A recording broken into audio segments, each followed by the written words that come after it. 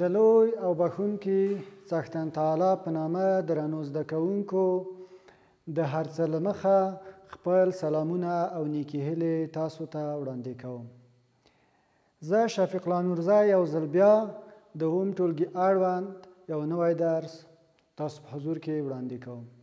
درنو زده کوونکو، هیلهمند یم چې خپل قلمونه او کتابچې مو ځان سره تیار کړي وي تر څو د درس مهم ټکي په خپل کتابچو کې یاداښت کړئ. مخکې د دې نه چې نوی درس پیل کړو، یو ځل په تیر درس باندې ولنډه کتنه کوو. درنو زده کوونکو، زموږ د تېرې ورځې درس د حجرو بېلابېل ډولونه وو. موږ په تېرې ورځې درس کې د حجرو بېلابېل ډولونه د تختې پر مخ رسم او هغه مو ونومول او د هغو په هکله باندې مو لنډ معلومات تاسو ته وړاندې کړل. درنو زده کوونکو، د هغو حجرو د ډولونو له ډلې یوه یې عصبي حجره وه چې تاسو ته مو رسم او در وپېژندله. همدارنګه تخمه وه، اسپرم وه، د صافو عضلاتو حجره وه، د خزو حجره وه او همدارنګه د چرګې د هګۍ حجره وه. همدارنګه درنو زده کوونکو، تاسو ته مو کورنۍ دنده سپارلې وه چې د کورنۍ دندې عنوان و د دې حجرو د بېلابېلو ډولونو په هکله باندې تاسو باید یوه صفحه معلومات په خپل ادبیاتو باندې لیکلي وای.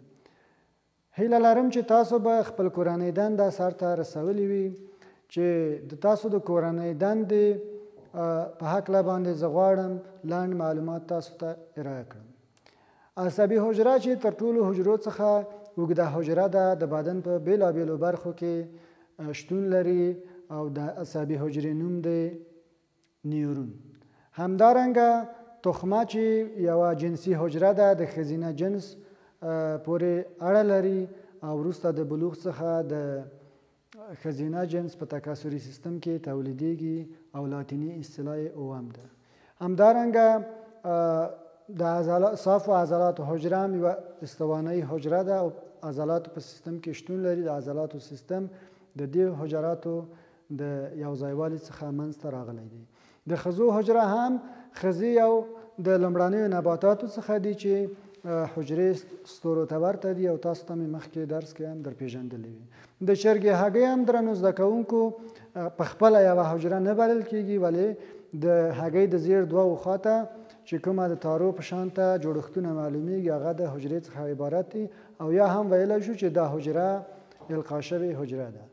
اسپرم یو د جنسي حجرو څخه دی چې د نارینه جنس پورې اړه لري. همدارنګه د اسپرم هم د بلوغ څخه وروسته د نارینه جنس په تکثري سیستم کې تولیدیږي. درنو زده کوونکو، د نن ورځې درس بیا هم د اووم ټولګي اړوند د بیولوژي مضمون دی. اووم لوست دی، د لوست عنوان دی د حیواني حجرو او نباتي حجرو پرتله کول. یعنی منګه په ننني درس کې حیواني حجرې او نباتي حجرې په خپلو کې سره پرتله کوو. صفحه ده 8 په کتاب کې 8 صفحه ده. درنو زده کوونکو، د موږ د ننني درس موخې څه دي؟ یعنی کومه موخې موږ لرو په ننني درس کې؟ لومړی، زده کوونکي حیواني حجرې او نباتي حجرې پرتله کړي. یعنی زده کوونکي باید په دې باندې وتوانیږي تر څو حیواني حجرې او نباتي حجرې سره پرتله کړي. دوهم، زده کوونکي د حیواني حجرو او نباتي حجرو توپیرونه درک کړي. یعنی دویمه موخه زموږ دا ده کله چې زده کوونکي حیواني حجرې او نباتي حجرې په خپلو کې سره پرتله کوي، کومه توپیرونه چې په دې حجرو کې شتون لري دغه توپیرونه باید درک کړي. درنو زده کوونکو، اوس راځو درس ته. زه د حیواني حجرو او نباتي حجرو توپیرونه په یو کوچني جدول کې تاسو ته معرفي کوم او لیکم.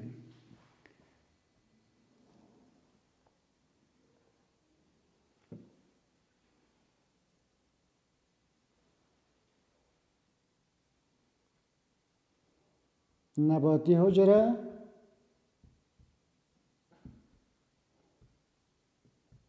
حیوانی حجره.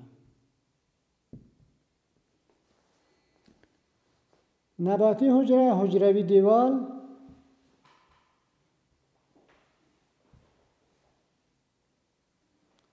لري ولی حیواني حجره حجروي دیوال نه لري. نباتي حجره پلاستید لري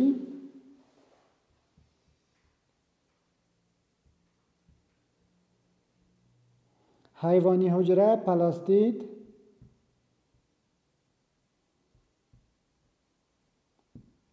نه لري. په نباتي حجره کې واکیولونه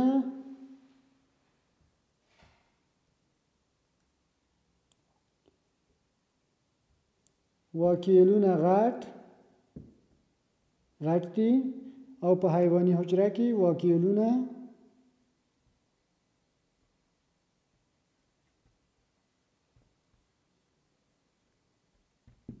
کوچني دي. په نباتي حجره کې درنو زده کوونکو سنتریول نه لري ولی حیواني حجره سنتریول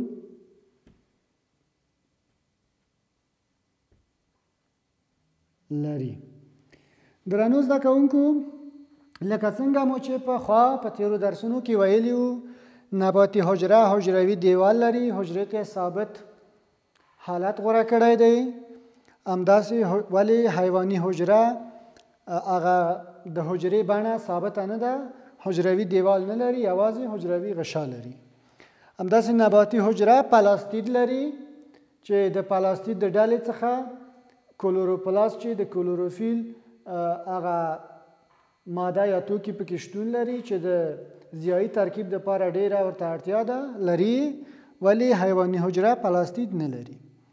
په نباتي حجره کې درنو زده کوونکو واکیولونه غټ دي یعنی واکیولونو ډیره فضا نیولې ده ولی په حیواني حجره کې واکیولونه کوچني دي. نباتي حجره سنتریول نه لري ولی حیواني حجره سنتریول لري. سنتریول یو د هغو اجزاو څخه د هغو ارګانیلونو څخه دی چې د حجرې په ویش کې د حجرې سره مرسته کوي. درنو زده کوونکو سربیره په دې توپیرونو حجرې ځینې یو شانتوالی هم لري یعنی ځینې خصوصیات یا ځینې موارد په حجرو کې شته چې هغه یو شانته دي. سربیره په دې توپیرونو د حیواني حجرو او نباتي حجرو یو شانته والای یعنی ځینې ټکي شته چې د حیواني حجرو او نباتي حجرو هغه ټکي یو شانته دي. سربیره په دې توپیرو چې موږ مخکې درنو زده کوونکو بیان کړه دا مهمه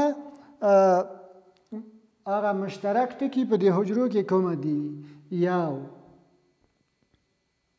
حجرې تغذیه کوي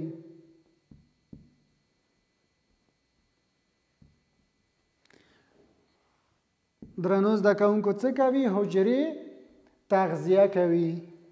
دوهم حجرې تکثر کوي.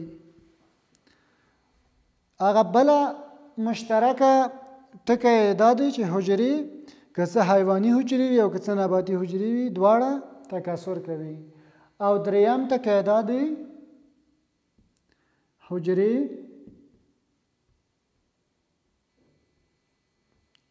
وده کوي. یو ځل درنو زده کوونکو بیا تکرار کوم حیواني حجرې او نباتي حجرې په خپلو کې ځینې یو شانتوالی لري سربیره د دې توپیرونو څخه. هغه یو شانتوالی درې ټکي لري. لومړی حجرې تغذیه کوي یعنی که هغه حیواني حجرې وي او که هغه نباتي حجرې وي غذا ته اړتیا لري خوراکي توکو ته اړتیا لري. دویم ټکی دا دی حجرې تکثر کوي. که چیرته حیواني حجره درنو زده کوونکو او یا هم نباتي حجره دواړه د خپل نسل ډیری یعنی ډیرښت کوي. دریم ټکی دا دی حجرې وده کوي. درنو زده کوونکو تاسو ګورئ چې کوچني ماشومان وده کوي غټیږي. همداسې کله چې موږ ځینې بوټي کښت کوو کښتزار کې خو موږ او تاسو افغانستان خلک ماشاءالله ډیر وړتیا لري نو کله چې موږ غنم لوبیا یا یو نیالګی د یو خاص نبات موږ کینو په ځمکه کې موږ ګورو چې هغه څه کوي وده کوي غټیږي. نو د دې نه معلومیږي چې حیواني حجرې او نباتي حجرې دواړه څه کوي وده کوي چې دغه مشترک ټکي دي چې هم حیواني حجرې لري او هم درنو زده کوونکو نباتي حجرې لري. زه غواړم یو ځل د خپل درس درنو زده کوونکو راټول کم سره جمعبندي کم. نو د منګه درس و د حیواني حجرو او نباتي حجرو پرتله کول. منګه حیواني حجرې او نباتي حجرې پرتله کړې درنو زده کوونکو. منګه ویل نباتي حجرې حجروي دیوال لري حیواني حجرې حجروي دیوال نه لري. همداسې نباتي حجرې پلاستید لري ولی حیواني حجرې پلاستید نه لري. نباتي حجرې واکیولونه غټ دي ولی د حیواني حجرو واکیولونه کوچني دي. نباتي حجرې سانتریول نه لري ولی حیواني حجرې سانتریول لري. درنو زده کوونکو سربیره پر دې توپیرونو ځینې مهم ټکي شته چې دواړه حجرې لري یعنی هم حیواني حجرې لري او هم نباتي حجرې لري چې دا ځینې ټکي دواړو حجرو کې یو شانته دي. موږ ویل حجرې تغذیه کوي یعنی دواړه غذایي توکو خوراکي توکو ته اړتیا لري. دوهم حجرې تکثر کوي که حیواني حجره وي او که نباتي حجره وي د خپل نسل ډیروي ډیرښت کوي یا هم تکثر کوي. دریم حجرې وده کوي یعنی حیواني حجرې او نباتي حجرې وده کوي غټیږي. درنو زده کوونکو نو کله چې موږ دغه مهم ټکي د حجرو تاسو ته معرفي کړه یا مو در وپېژندل اوس غواړم چې د یوې حجرې موډل تاسو ته په عملي بڼه باندې وښیم. درنو زده کوونکو تاسو ګورئ چې دا د یوې نباتي حجرې موډل دی او ډیر په ښایسته انداز باندې درنو زده کوونکو جوړ شوی دی.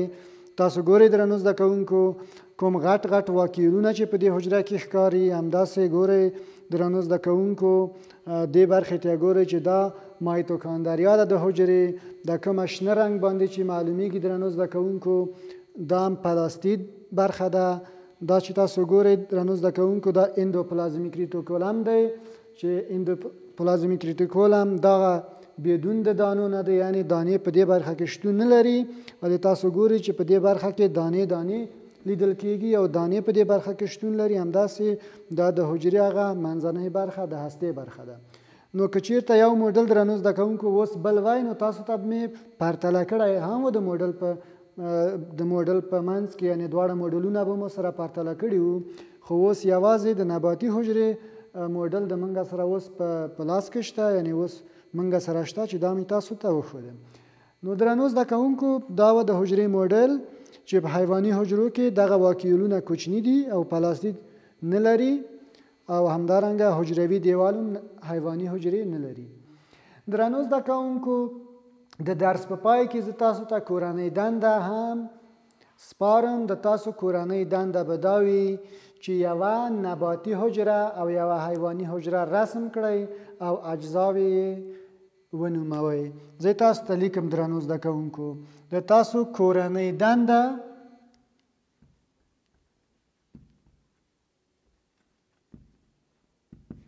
څه ده؟ یوه حیواني او یوه نباتي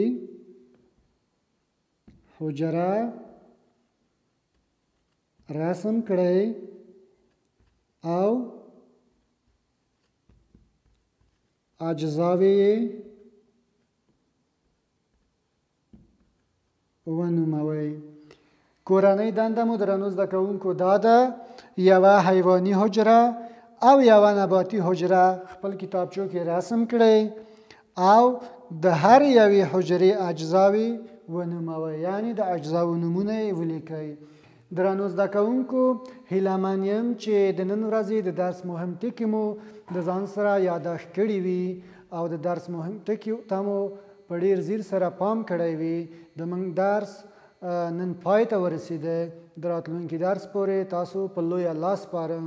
ښه ژوند ولرئ.